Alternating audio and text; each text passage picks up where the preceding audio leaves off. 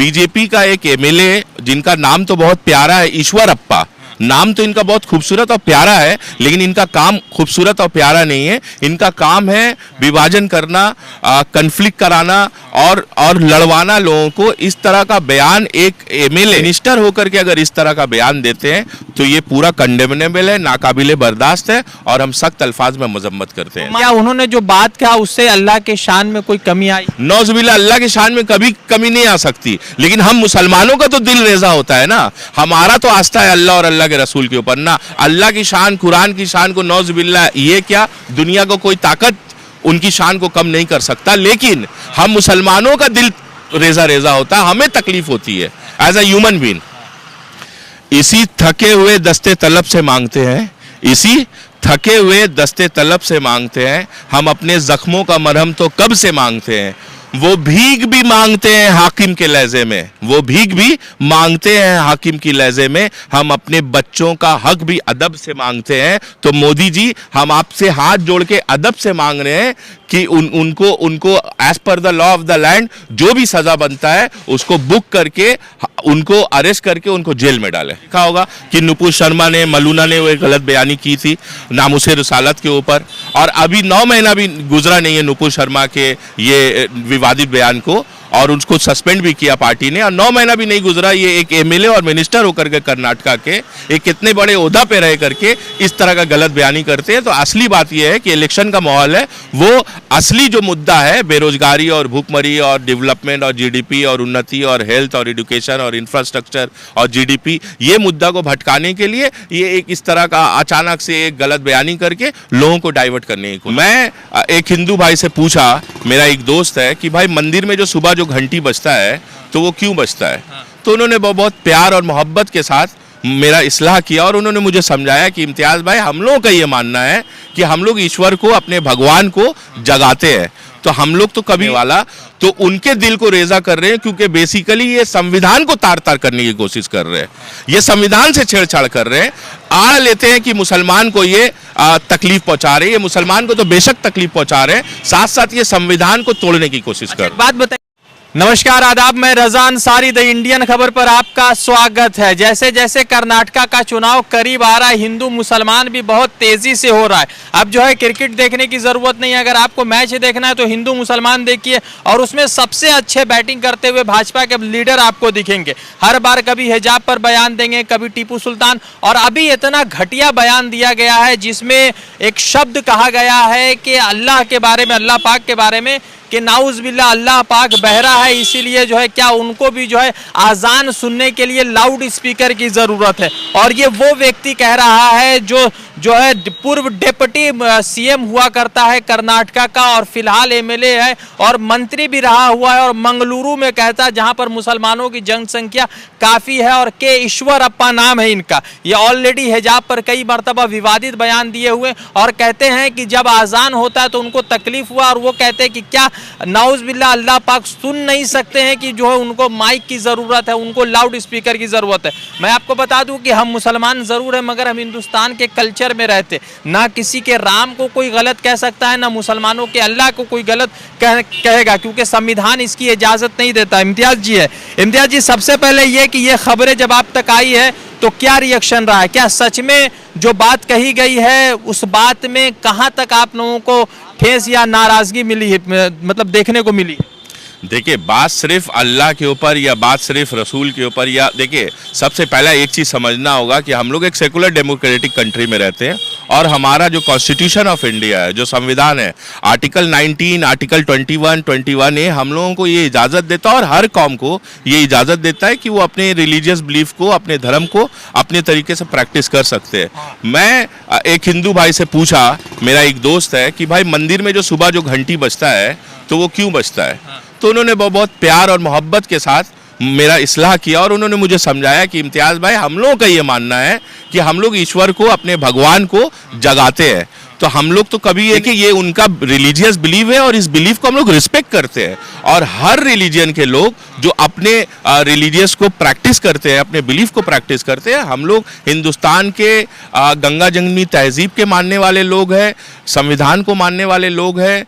हम लोग सब रिलीजियन को, धर्म को हम लोग रिस्पेक्ट करते हैं और ये उम्मीद करते हैं साथ साथ कि हमारा जो दीन इस्लाम है इस पे अल्लाह पे और नामुसे रिसालत पे या हमारे रसूल पे, पैगंबर पे, नबी पे किसी तरह का कोई अभद्र टिप्पणी नहीं होना चाहिए। बात है मंगलुरु का, जहाँ पे बीजेपी का एक एमएलए जिनका नाम तो बहुत प्यारा है, ईश्वरप्पा, नाम तो इनका बहुत खूबसूरत और प्यारा है, लेकिन इनका काम खूबसूरत और प्यारा नहीं है। इनका काम है विभाजन करना, कन्फ्लिक्ट कराना और लड़वाना लोगों को। इस तरह का बयान एक एमएलए और एक मिनिस्टर है, वो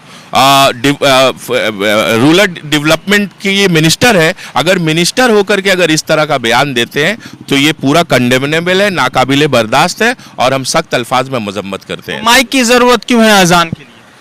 देखिए, ये एक इंडिया का एक कल्चर है जहाँ पे हर जात के लोग अपने तरीके से प्रैक्टिस करते हैं और हमारा संविधान ये हमारा हक दिया है और ये हक हमसे कोई भी नहीं छीन सकता। तो उन्होंने कहा ना कि जो कहा अल्लाह के बारे में कि क्या वो डेफ हैं, बहरे हैं कि नहीं सुन सकते हैं, तो सवाल ये है कि मतलब कि ये सब सियासत कब तक चलती रहे?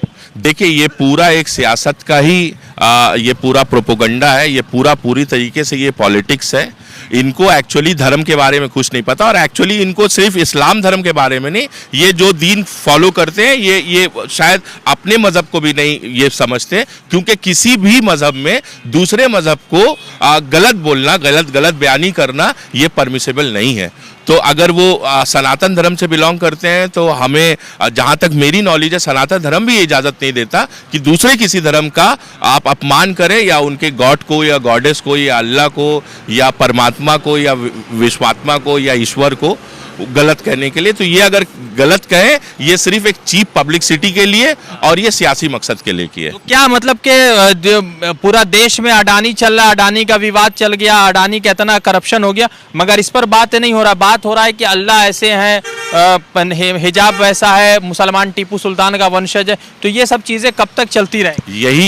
यही बात जो है, आम जनता, आम पब्लिक जो हिंदुस्तान के जो बाइज्जत शहरी है, उनको ये चीज़ अच्छे से अब समझ में आ रहा है कि मेन मुद्दा जो अनएम्प्लॉयमेंट का है, बेरोजगारी का है, भूखमरी का है, एडुकेशन का है, हेल्थ का है, डेवलपमेंट का है, जीडीपी का है, महंगाई का है, ये सब सब्जेक्ट से भटकाने के लिए ये सब एक फॉल्स का एक बात कहीं से ला करके, पिछले दिनों आपने देखा होगा कि नुपुर शर्मा ने, मलूना ने वो एक गलत बयानी की थी नामुसे रिसालत के ऊपर, और अभी 9 महीना भी गुजरा नहीं है नुपुर शर्मा के ये विवादित बयान को, और उसको सस्पेंड भी किया पार्टी ने, और 9 महीना भी नहीं गुजरा ये एक एमएलए और मिनिस्टर होकर के कर्नाटका के एक कितने बड़े ओहदा पे रह करके इस तरह का गलत बयानी करते हैं। तो असली बात ये है कि इलेक्शन का माहौल है, वो असली जो मुद्दा है बेरोजगारी और भूखमरी और डेवलपमेंट और जीडीपी और उन्नति और हेल्थ और एजुकेशन और इंफ्रास्ट्रक्चर और जीडीपी, ये मुद्दा को भटकाने के लिए ये एक इस तरह का अचानक से एक गलत बयानी करके लोगों को डाइवर्ट करने की कोशिश। आप मुसलमान है ना? बेशक।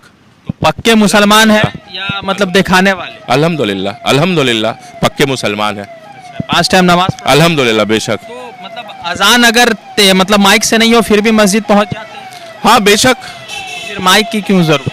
देखिए, ये माइक एक कल्चर है, वही मैंने कहा कि अभी जैसे होली गुजरा, तो जिस तरह से एक कल्चर के हिसाब से हमारे दूसरे धर्म के भाई जो अपने रिलीजियस बिलीफ्स को प्रैक्टिस करते हैं उनको इजाजत है, तो हमें भी अजान का इजाजत है, और ये हमारा जो ये है इसको कोई छीन नहीं सकता। मतलब आपने ये बयान सुना तो आपको कैसा मतलब तकलीफ हुआ या आपको हंसी निकली? देखिए, दोनों बात है। एक तो एज अ मुस्लिम दिल रेजा होता है इस तरह का गलत बयानी सुनने पर, और दूसरी बात यह है कि एक हिंदुस्तानी बाइज्जत शहरी होने के हिसाब से मुझे ये भी लगता है कि ये मुसलमान के आस्था को हट करने के चक्कर में ये क्या कर रहे हैं, जो भी बाइज्जत शहरी है, चाहे वो किसी भी धर्म से ताल्लुक रखने वाला हिंदुस्तानी और इस मुल्क के संविधान को मानने वाला, तो उनके दिल को रेजा कर रहे हैं, क्योंकि बेसिकली ये संविधान को तार तार करने की कोशिश कर रहे हैं, ये संविधान से छेड़छाड़ कर रहे हैं। हैं, आड़ लेते हैं कि मुसलमान को ये तकलीफ पहुंचा रहे हैं। ये मुसलमान को तो बेशक तकलीफ पहुंचा रहे हैं, साथ साथ ये संविधान को तोड़ने की कोशिश कर रहे हैं। बात बताइए, ये लोग जब इस तरह के बयान देते तो आप लोग रिएक्शन क्यों देते हैं? मतलब उससे तो आपका इस्लाम खतरे में, डर तो नहीं है ना, तो रिएक्शन क्यों दे रहे? छोड़ दीजिए, बहुत सारे लोग बोलते रहते हैं। देखिए, हाँ, ये बात सही है, आपने जिस लहजे से ये बात कहा है ना, कि अब क्या है कि इस तरह का जो माहौल बन गया ना, हर दूसरे दिन कोई ना कोई इस तरह का मलून इंसान गलत बयानी कर रहा है, तो हम लोग भी अब फेडअप हो गए। हम लोग भी क्या है कि ज्यादा अब रिएक्ट नहीं करते, और इसको भी चीप पब्लिसिटी को हम लोग ज्यादा पब्लिसिटी नहीं देना चाहते। एक दिल रेजा रेजा हुआ है, कंडेम करते हैं, और हम लोग रिक्वेस्ट करते हैं कि ये अपना गलत जबानी को, अपना बयान को वापस ले, और रिक्वेस्ट करते हैं कि इनको जो भी लॉ एंड ऑर्डर के हिसाब से जो सजा बनता है, वो सजा का जो हकदार है उनको as per the law of the land इनको बुक करके इनको जेल में डाले। क्या उन्होंने जो बात कहा उससे अल्लाह के शान में कोई कमी आई? नौजुबिल्ला, अल्लाह की शान में कभी कमी नहीं आ सकती, लेकिन हम मुसलमानों का तो दिल रेजा होता है ना, हमारा तो आस्था है अल्लाह और अल्लाह के रसूल के ऊपर ना। अल्लाह की शान, कुरान की शान को नौजुबिल्ला, ये क्या दुनिया को कोई ताकत उनकी शान को कम नहीं कर सकता, लेकिन हम मुसलमानों का दिल रेजा रेजा होता है, हमें तकलीफ होती है एज अ ह्यूमन बीइंग। तो क्या आप लोग क्या चाहते हैं, मतलब क्या होना चाहिए? क्योंकि ये खबर बहुत ज्यादा हाईलाइटेड नहीं है, क्योंकि कर्नाटका भाषा में बोला गया, इंग्लिश ट्रांसलेशन। देखिए, हम लोग तो डिमांड कर सकते हैं, रिक्वेस्ट कर सकते हैं, हम लोग संविधान के मानने वाले लोग हैं, हम लोग संवैधानिक तरीके से जो भी लॉ ऑफ द लैंड के हिसाब से उनके ऊपर जो केस बनता है, as per the law of the land वो केस को बुक किया जाए, और उनको जल्द से जल्द अरेस्ट करके उनको जो सजा बनता है as per the law of the land, आप उनको सजा का जो हकदार है उनको सजा दे। प्रधानमंत्री नरेंद्र मोदी कुछ बोलते नहीं है इस तरह के बयान। वो अलग बात है कि वो मुसलमानों पर कटाक्ष नहीं करते, मगर वो खामोश रहते हैं, नरमी बरतते। तो क्या आप मोदी जी ही करवा रहे हैं ये सब चीज? देखिए, ऐसा डायरेक्टली मोदी जी का नाम लेकर के बोलना, मोदी जी तो ने बोला नहीं है, लेकिन हाँ, मोदी जी कंडेम भी नहीं करते। उनका फर्ज बनता है कि ऐसा नहीं कि दीन इस्लाम या मुसलमानों के ऊपर, किसी भी रिलीजियस के प्रैक्टिस करने वाले रिलीजियस पर्सन के ऊपर, अगर उसके अल्लाह के ऊपर या कोई भगवान के ऊपर या गॉड या गॉडेस के ऊपर अगर अभद्र टिप्पणी कोई भी इंसान करता है, तो as per the law of the land अगर बुक करके उनको सजा दिया जाए, तो नेक्स्ट टाइम क्या होगा ना, कि नेक्स्ट टाइम कोई और हिम्मत और हिमाकत नहीं करेगा।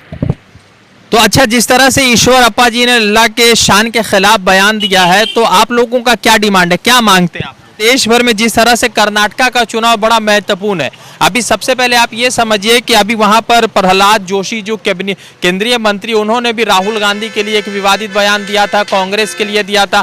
कर्नाटका के जो बीजेपी के चीफ है, उन्होंने राहुल गांधी को नामर्द कह दिया था। तो ये तमाम तरह की चीजें सोशल मीडिया पर तो चली रही। कर्नाटका का इलेक्शन बेहद करीब है, और कर्नाटका में जिस तरह से कांग्रेस जेडीएस की सरकार को गिराकर भाजपा ने सरकार को मतलब गठन किया था, तो कहीं ना कहीं कई सारे सवाल तो जरूर खड़े हो रहे। और इसी बीच ईश्वर अप्पा का ये बयान आना, अल्लाह पाक के खिलाफ बयान आना, अल्लाह पाक के शान के खिलाफ बयान आना, कहीं ना कहीं मुसलमानों को ठेस पहुंचा रहा है। और कहीं ना कहीं इस तरह की बयान से जो है हिंदुस्तान की सियासत और गंदी होती नजर आ रही। देखते हैं भाजपा क्या इस पर एक्शन लेती। वैसे कोई एक्शन नहीं हुआ, क्योंकि चुनाव चल रहा है, तो चुनाव में विकास तो कुछ है नहीं। तो जो दिखा सकते, ये हिंदू मुसलमान का मैच चल रहा है, और लोग जो है सोशल मीडिया पर इस मैच का बड़ा आनंद लेते हैं। रजा अंसारी की रिपोर्ट।